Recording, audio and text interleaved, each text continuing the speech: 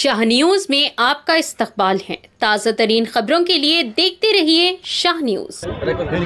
April 1వ తారీఖు నుంచి మహబూబ్ నగర్ పట్టణంలో చిరు వ్యాపారులు, తోపుడు బండ్ల మీద వ్యాపారాలు చేసేవాళ్ళు, మార్కెట్లో వ్యాపారం చేసేవారు, రోడ్డు పక్కన వ్యాపారాలు చేసేవారు, వాళ్ళందరూ కూడా ఎన్నో సంవత్సరాలుగా తై బజార్ కడతా ఉన్నారు.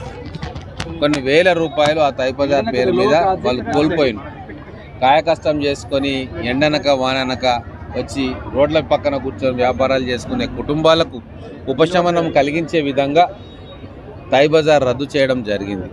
మేము ఎలక్షన్ ప్రచారంలో వచ్చినప్పుడు చాలామంది సార్ తై బజార్ చాలా ఇబ్బంది అవుతూ ఉంది, మాకు గిరాకు కూడా సరిగా ఉండట్లేదు, కానీ తై బజార్ ఖచ్చితంగా కట్టాల్సిన పరిస్థితి ఉంది అని చెప్తే వాళ్ళ బాధలకు చెల్లించి ఆ రోజే నిర్ణయం తీసుకున్నాం. కాంగ్రెస్ ఎమ్మెల్యేగా నేను గెలిచినప్పుడు ఖచ్చితంగా ఈ తై బజార్ను రద్దు చేస్తామని చెప్పడం జరిగింది. తై బజార్ డబ్బులే కాదు, ఇక్కడ ఆత్మగౌరవానికి సంబంధించిన సమస్య.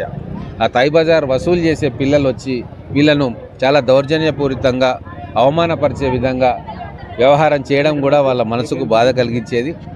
ఆత్మగౌరవం కోల్పోయిన వ్యక్తులుగా అయ్యో కాయకష్టం చేసుకునే మాకు ఇన్ని తిప్పలా అని చెప్పి వాళ్ళు బాధపడే రోజులు చాలా ఉండేవి. అవన్నీ కూడా నిన్నటితోటి తెరపడ్డది.